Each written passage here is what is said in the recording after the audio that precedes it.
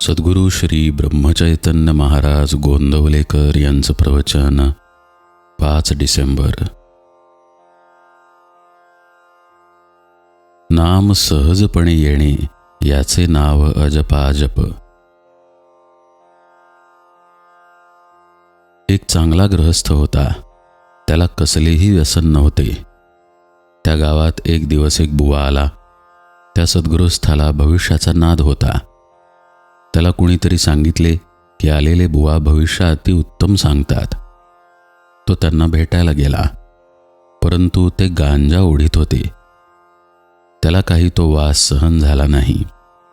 तरीही भविष्य ऐकण्यासाठी म्हणून तो एका कोपऱ्यात बसून राहिला. असे बरेच दिवस गेले. होता होता त्याला बुवा फार आवडू लागले. त्याप्रमाणे तो रोज तिथे जात असे. एक दिवस बुवांनी सांगितले म्हणून त्याने चिलमीत निखारा ठेवला. दुसरे दिवशी फडके ओले करून दिले. पुढे त्याला एकदा बुवांनी सांगितले म्हणून त्याने एक झुरका घेऊन पाहिला आणि हळूहळू सवयीने तो इतका तरबेज झाला की त्याने गांजा ओढण्यात गुरुलाही मागे टाकले. असा हा संगतीचा परिणाम फार मोठा होत असतो. ज्याची संगत केली असता भगवत प्रेम प्रगट होते तो संत जाणावा. अशाची संगती केव्हा होईल ही तळमळ असावी. श्रीराम प्रभूला आवडणारे नाम घेऊन मारुतीरायांनी त्याला आपलासा करून घेतला. ते नाम तुम्ही अत्यंत श्रद्धेने घ्या. भगवंताला आपलासा करून घेणे तुम्हालाही अगदी शक्य आहे. नाम कोठेही घ्या, कोणत्याही वेळी घ्या, कितीही हळू घ्या, पण ते श्रद्धेने घ्या, म्हणजे ते भगवंतापर्यंत खात्रीने पोहोचू शकेल.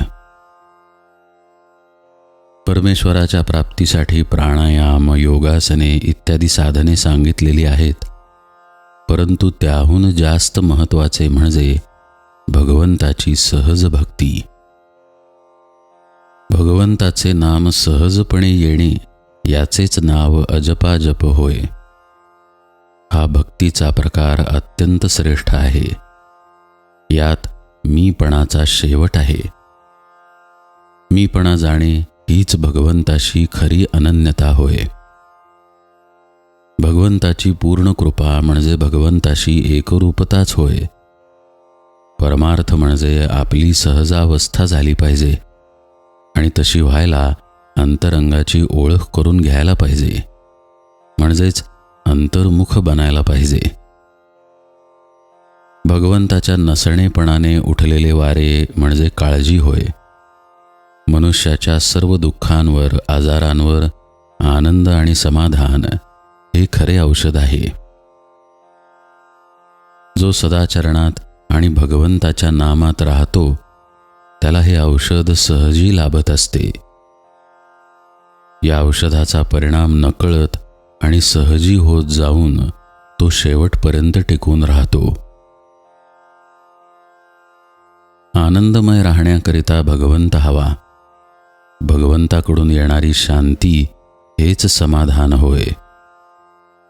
मन आणि भगवंत यांना जोडणारी साखळी म्हणजे नाम. या नामात आपले सर्वस्व गुंतवले तर आपल्याला भगवंतापर्यंत सहज जाता येईल. नामाच्या आनंदाचा झटका आला की मनुष्य स्वतःला विसरेल आणि जगाला सुद्धा विसरेल. जानकी जीवन स्मरण जय जय राम.